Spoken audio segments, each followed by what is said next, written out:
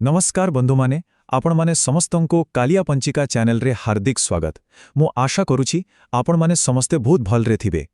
तो प्रतिदिन परी आज भी आमे एकाठी मिसी ग्रह नक्षत्रंकर ए रहस्यमय दुनिया रे बुलिबा आ जानिबा जे आजिर दिन आम समस्तंको पाई कोन नुआ सुजोग आ संभावना नेकी आसीछि। देखंतु ज्योतिष शास्त्र कोन यह केवल भविष्यत कहवा नुहे, यह हेउछि आम जीवन यात्रा रे जणे विश्वस्त सांग परी, जणे मार्गदर्शक परी। यह आमको साहाय्य करे केतेबेले आगुकु बढ़िबार अछि आ केतेबेले टिके रहि जिबार अछि। तेबे आ डेरी न करी आसंतु आजिर यात्रा आरंभ करिबा। आजिर दिनर आरंभ करिबा एही गोटे बहुत सुंदर विचार सहित। केते सत कथा नुहे कि आमे जीवन रे जेतेबेले भी कोनोसी समस्या किंबा संघर्षर सामना करू आमको लागे सबुकिछि जेमति शेष होइगला, किंतु केबे भी भाबिछंती गोटे तीरकु जेते पछुकु टणा जाए से सेते अधिक बेगरे आगुकु जाए। ठीक सेमिति जीवनरे आसुथिबा खराब दिन आमको भांगिबाकु नुहे बरं आगामी भल दिनगुड़िक पई आउरी मजबूत करिबाकु आसीथाए। तेणु जदि आपण कोनोसी कठिन समय दे गति करूछंती मने रखंतु आपण गोटे बड़ लंफ पई प्रस्तुत होउछंती। तेबे आसंतु एई सकारात्मक भावना सहित आजिर दिनकु स्वागत करि। अच्छा, आजिर पंचांग आरंभ करिबा पूर्वरु आपण माने जानि रखंतु आमर कालिया पंजिका ऐप प्ले स्टोर रे उपलब्ध अछि। हाँ, आपण मानकर दैनंदिन ज्योतिष संबंधी सबु प्रश्नर उत्तर आउ सबु सुविधा को गोटिए जगार देवाई आम एही ऐप टी तैयारी करिछु। एहा आपणक पकेट रे जणे ज्योतिषी परी काम करिवो। तेबे चलंतु देखिबा एथिरे कोन कोन खास अछि। जदि घरे कहार विवाह पई कथावार्ता चलीछि तेबे आउ चिंता नाही। आम ऐप रो विवाह मेलक सुविधा रे आपण घरे बसी बर कन्यांकर 36 गुण मेलक करि परिबे।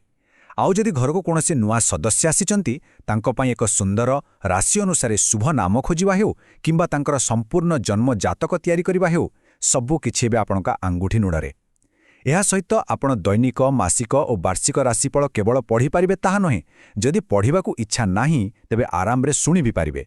आउ सबुठु बड़ कथा प्रतिदिन केउ दिगकू जिबा शुभ, केउ समय रे काम आरंभ कले सफलता मिलिबो, एही सब गुरुत्वपूर्ण सूचना मध्य आपनकू मिलिजिबो।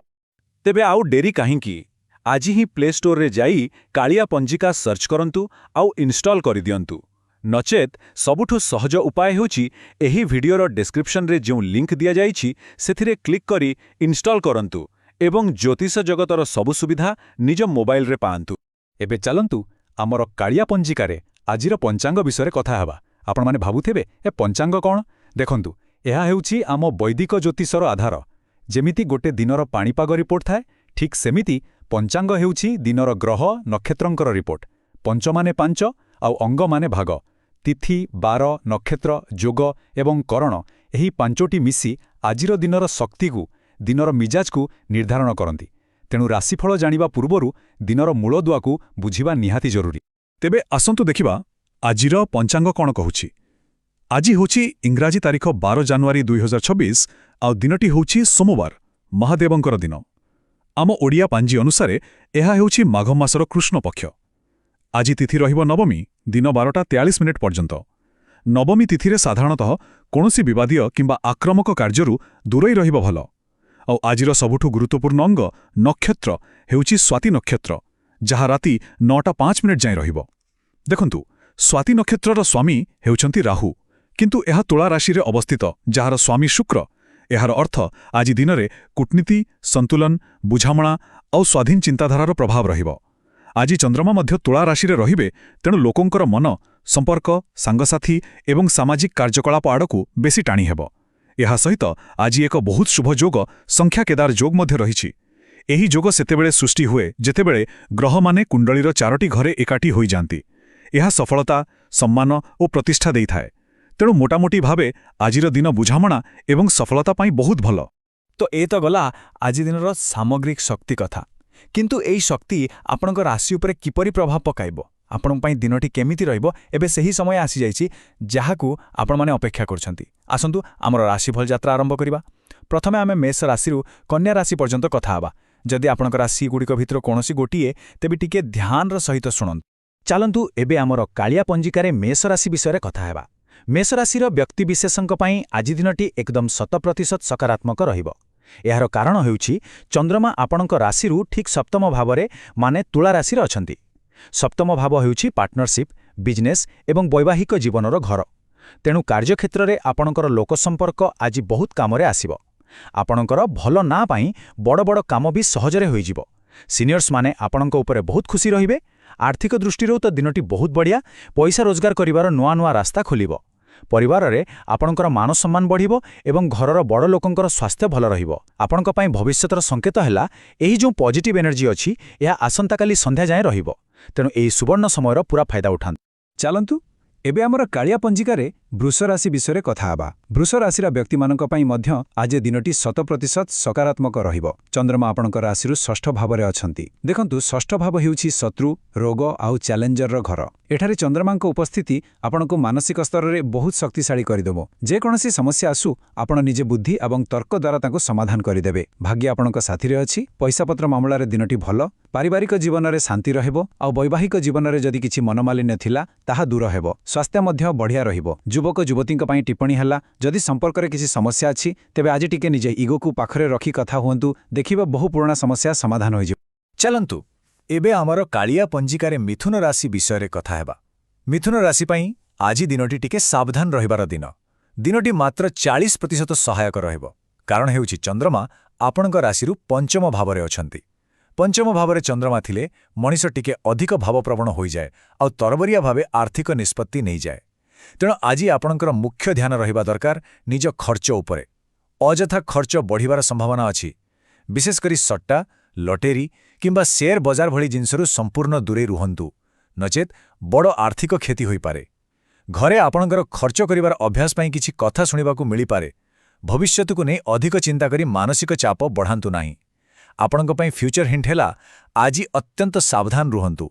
ଗୋଟିଏ ଛୋଟ ଆର୍ଥିକ ଭୁଲ ଏକ ବଡ଼ ଝଗଡ଼ାର କାରଣ ହୋଇପାରେ। ଚାଲନ୍ତୁ ଏବେ ଆମର କାଳିଆ ପଞ୍ଜିକାରେ କର୍କଟ ରାଶି ବିଷୟରେ କଥା ହେବା।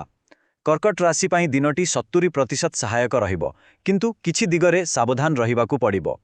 ଆପଣଙ୍କର ରାଶିରୁ ଚନ୍ଦ୍ରମା ଚତୁର୍ଥ ଭାବରେ ଅଛନ୍ତି, ଯାହାକି ସୁଖ ଆଉ ମାଙ୍କର ଘର।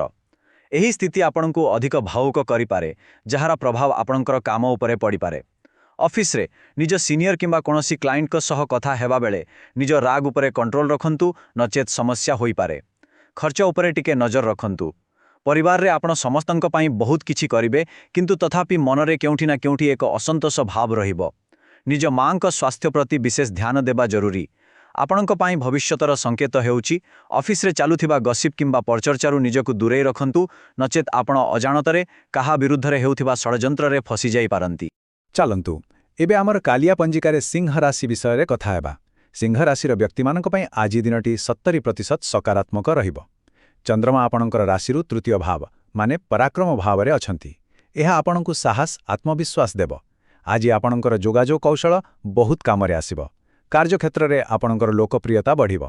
ଯେଉଁମାନେ ସୋସିଆଲ ମିଡ଼ିଆ, ୟୁଟ୍ୟୁବ୍ କିମ୍ବା କୌଣସି କ୍ରିଏଟିଭ୍ ଫିଲ୍ଡରେ ଅଛନ୍ତି ସେମାନଙ୍କ ପାଇଁ ଆଜି ଦିନଟି ଚମତ୍କାର। ଟେକ୍ନୋଲୋଜି ମାଧ୍ୟମରେ ଆର୍ଥିକ ଲାଭ ହେବାର ସମ୍ଭାବନା ଅଛି। ପରିବାର ସହିତ ସପିଂ କରିବା ପାଇଁ ଏକ ଭଲ ଦିନ। ଶରୀରରେ ଶକ୍ତି ଓ ମନରେ ଆତ୍ମବିଶ୍ୱାସ ଭରି ରହିବ।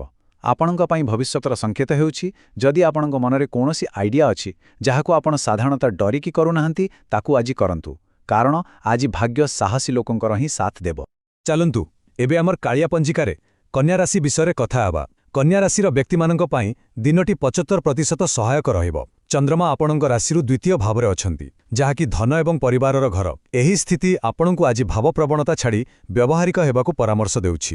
କାର୍ଯ୍ୟକ୍ଷେତ୍ରରେ କାମର ଶେଷ ମୁହୂର୍ତ୍ତରେ କିଛି ସମସ୍ୟା ଆସିପାରେ, ଯେଉଁଥିପାଇଁ ଟିକେ ଅଧିକ ପରିଶ୍ରମ କରିବାକୁ ପଡ଼ିବ। ପଇସାପତ୍ର ମାମଲାରେ ବିଲକୁଲ ବି ଭାବୁକ ହୋଇ କୌଣସି ନିଷ୍ପତ୍ତି ନିଅନ୍ତୁ ନାହିଁ, ନଚେତ୍ ଖର୍ଚ୍ଚ ବଢ଼ିଯିବ। ପରିବାରରେ ନିଜର ଦୁର୍ବଳତା କାହାକୁ ଦେଖାନ୍ତୁ ନାହିଁ, କାରଣ କେହି ତାହାର ଆର୍ଥିକ ଫାଇଦା ଉଠାଇ ପାରନ୍ତି। ମାନସିକ ଚାପରୁ ବଞ୍ଚିବା ପାଇଁ ପ୍ରାକ୍ଟିକାଲ ହେବା ଜରୁରୀ। ଛାତ୍ରଛାତ୍ରୀଙ୍କର ପାଇଁ ଭବିଷ୍ୟତର ସଂକେତ ହେଉଛି ଆଜି ଗ୍ରୁପ୍ ଷ୍ଟଡିରେ ସମୟ ନଷ୍ଟ ହେବ। ଏକା ବସି ପଢ଼ିଲେ ବେଶୀ ଲାଭ ମିଳିବ। ତ ଏ ତ ଥିଲା ପ୍ରଥମ 6ଟି ରାଶିର କଥା। ଏବେ ପାଳି ଆସିଛି ବାକି 6ଟି ରାଶିର। ଆମେ ଏବେ ତୁଳା ରାଶିର ଆରମ୍ଭ କରି ମୀନ ରାଶି ପର୍ଯ୍ୟନ୍ତ ଆଲୋଚନା କରିବା। ଯଦି ଆପଣଙ୍କ ରାଶି ଏହା ଭିତରେ ଅଛି, ତେବେ ଏବେ ଆପଣଙ୍କ ପାଇଁ ଦିନଟି କିପରି ରହିବ ଆସନ୍ତୁ ଜାଣିବା। ଚାଲନ୍ତୁ ଏବେ ଆମର କାଳିଆ ପଞ୍ଜିକାରେ ତୁଳା ରାଶି ବିଷୟରେ କଥା ହେବା। ତୁଳା ରାଶିର ବ୍ୟକ୍ତିମାନେ ଆଜିର ଦିନଟି ଆପଣଙ୍କ ପାଇଁ। ଦିନଟି କେବଳ 100% ନୁହେଁ, ବରଂ ତାଠାରୁ ବି ଅଧିକ ଭଲ। ଏହା ଏକ ଅସାଧାରଣ ଦିନ, କାରଣ ଆଜି ଚନ୍ଦ୍ରମା ଆପଣଙ୍କ ନିଜ ରାଶିରେ ମାନେ ପ୍ରଥମ ଭାବରେ ବିରାଜମାନ ଅଛନ୍ତି। ଏହା ଆପଣଙ୍କ ବ୍ୟକ୍ତିତ୍ୱରେ ଏକ ଚୁମ୍ବକୀୟ ଆକର୍ଷଣ ଆଣିବ। କାର୍ଯ୍ୟକ୍ଷେତ୍ରରେ ନୂଆ ପ୍ରୋଜେକ୍ଟ ଆରମ୍ଭ କରିବା ହେଉ କିମ୍ବା ପ୍ରମୋସନ ପାଇଁ କଥା ହେବାକୁ ହେଉ, ଆଜିଠୁ ଭଲ ଦିନ ଆଉ ନାହିଁ। ଆପଣ ଯେଉଁ କାମରେ ବି ହାତ ଦେବେ ସେଥିରେ ସଫଳତା ସୁନିଶ୍ଚିତ। ଆର୍ଥିକ ଦୃଷ୍ଟିରୁ ଏହା ଏକ ବଡ଼ ଲାଭର ଦିନ। ପରିବାରରେ ଖୁସିର ମାହୋଲ ରହିବ। ସ୍ୱାସ୍ଥ୍ୟ ମଧ୍ୟ ଏକଦମ ଫିଟ୍ ରହିବ। ଯେଉଁମାନେ ଖେଳକୁଦ ସହିତ ଜଡ଼ିତ ସେମାନଙ୍କ ପାଇଁ ଭବିଷ୍ୟତର ସଙ୍କେତ ହେଉଛି ଆଜି ଏକ ବଡ଼ ଉପଲବ୍ଧି ହାସଲ କରିବାର ଦିନ। ଚଲନ୍ତୁ ଏବେ ଆମର କାଳିଆ ପଞ୍ଜିକାରେ ବିଛା ରାଶି ବିଷୟରେ କଥା ହେବା। ବିଛା ରାଶି ପାଇଁ ଦିନଟି 75% ସହାୟକ ରହିବ, କିନ୍ତୁ କିଛି ଗୁରୁତ୍ୱପୂର୍ଣ୍ଣ ସତର୍କତା ଅବଲମ୍ବନ କରିବାକୁ ପଡ଼ିବ। ଚନ୍ଦ୍ରମା ଆପଣଙ୍କ ରାଶିରୁ ଦ୍ୱାଦଶ ଭାବରେ ଅଛନ୍ତି, ଯାହାକି ଖର୍ଚ୍ଚ, କ୍ଷତି ଆଉ ଅନ୍ତର୍ମନର ଭାବ। ଏହି ସ୍ଥିତି ଆପଣଙ୍କ ମନକୁ ଟିକେ ଅଶାନ୍ତ କରିପାରେ। ତେଣୁ କାମ ଜାଗାରେ ପୁରୁଣା ଭୁଲ କଥା ନ ଭାବି ଆଗକୁ କଣା କରିବେ ସେଥିରେ ଧ୍ୟାନ ଦିଅନ୍ତୁ। ଖର୍ଚ୍ଚ ଉପରେ କଣ୍ଟ୍ରୋଲ ରଖନ୍ତୁ। ସ୍ୱାସ୍ଥ୍ୟ ଦୃଷ୍ଟିରୁ ଛୋଟମୋଟ ଆଘାତ ଲାଗିବାର ଆଶଙ୍କା ରହିଛି, ତେଣୁ ଗାଡ଼ି ଚଲାଇବା ବେଳେ କିମ୍ବା ରାସ୍ତାରେ ଯିବାବେଳେ ସାବଧାନ ରୁହନ୍ତୁ। ଆପଣଙ୍କ ପାଇଁ ସବୁଠୁ ଜରୁରୀ ସଂକେତ ହେଲା ଆଜି ନିଜ ରାଗ ଉପରେ ସମ୍ପୂର୍ଣ୍ଣ ନିୟନ୍ତ୍ରଣ ରଖନ୍ତୁ, କାରଣ ଗୋଟିଏ ଛୋଟ ଝଗଡ଼ା ବଡ଼ ରୂପ ନେଇ ଆଇନଗତ ସମସ୍ୟା କିମ୍ବା ମିଥ୍ୟା ଅଭିଯୋଗରେ ପରିଣତ ହୋଇପାରେ। ଚାଲନ୍ତୁ ଏବେ ଆମର କାଳିଆ ପଞ୍ଜିକାରେ ଧନୁ ରାଶି ବିଷୟରେ କଥା ହେବା। ଧନୁ ରାଶିର ବ୍ୟକ୍ତିମାନଙ୍କ ପାଇଁ ଆଜି ଭାଗ୍ୟର ଦ୍ୱାର ପୂରାପୂରି ଖୋଲା ଅଛି।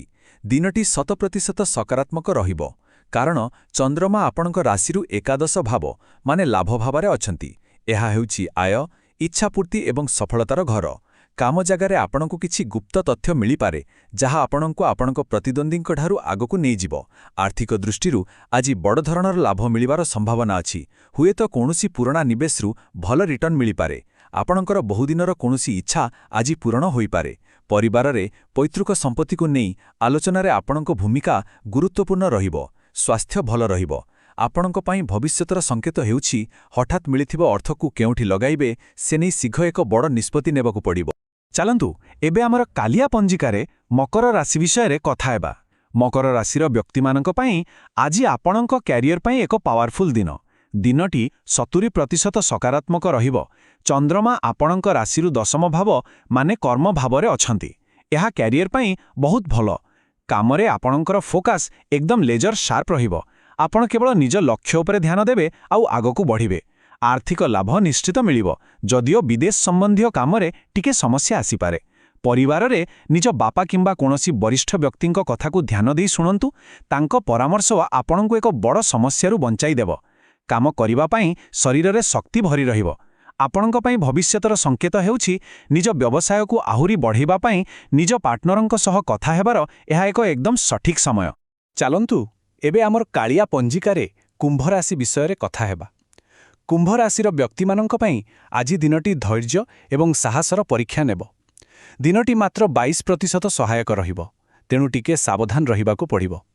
ଚନ୍ଦ୍ରମା ଆପଣଙ୍କ ରାଶିରୁ ନବମ ଭାବ ମାନେ ଭାଗ୍ୟ ଭାବରେ ପୀଡ଼ିତ ଅଛନ୍ତି।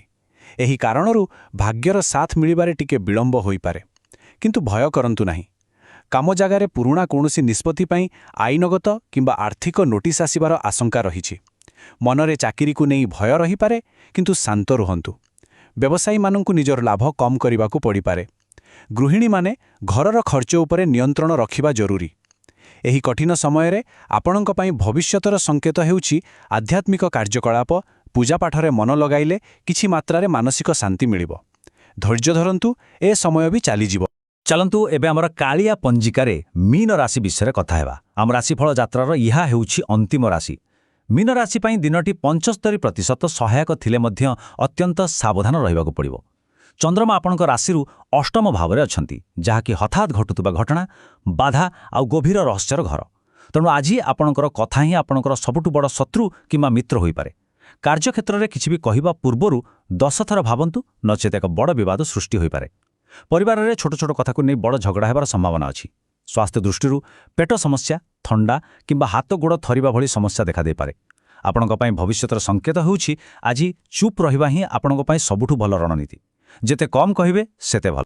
ତ ଏହା ଥିଲା ଆଜିର ମେଷରୁ ମୀନ ପର୍ଯ୍ୟନ୍ତ ସମ୍ପୂର୍ଣ୍ଣ ରାଶିଫଳ। ମୁଁ ଆଶା କରୁଛି ଏହି ବିଶ୍ଳେଷଣ ଆପଣଙ୍କୁ ଆପଣଙ୍କ ଦିନକୁ ଆହୁରି ଭଲ ଭାବରେ ପ୍ଲାନ୍ କରିବାରେ ନିଶ୍ଚୟ ସାହାଯ୍ୟ କରିବ। ଗୋଟିଏ କଥା ସବୁବେଳେ ମନେ ରଖିବେ, ଗ୍ରହ ନକ୍ଷତ୍ର ଆମକୁ କେବଳ ରାସ୍ତା ଦେଖାନ୍ତି, ସେମାନେ ଆମକୁ ସମ୍ଭାବନା ବିଷୟରେ ସୂଚନା ଦିଅନ୍ତି, କିନ୍ତୁ ଶେଷରେ ସେହି ରାସ୍ତାରେ ଚାଲିବା ଏବଂ ସେହି ସମ୍ଭାବନାକୁ ବାସ୍ତବରେ ପରିଣତ କରିବା ଆମ ନିଜ କର୍ମ ଆଉ ନିଷ୍ପତ୍ତି ଉପରେ ହିଁ ନିର୍ଭର କରେ। ତେବେ ଆପଣମାନେ ଆଜିର ଏହି ମାର୍ଗଦର୍ଶନକୁ ନିଜ ଦିନକୁ ସୁନ୍ଦର କରିବା ପାଇଁ କିପରି ବ୍ୟବହାର କରିବେ? ଆମ ସହିତ ଯୋଡ଼ି ହୋଇଥିବାରୁ ଆପଣ ସମସ୍ତଙ୍କୁ ବହୁତ ବହୁତ ଧନ୍ୟବାଦ।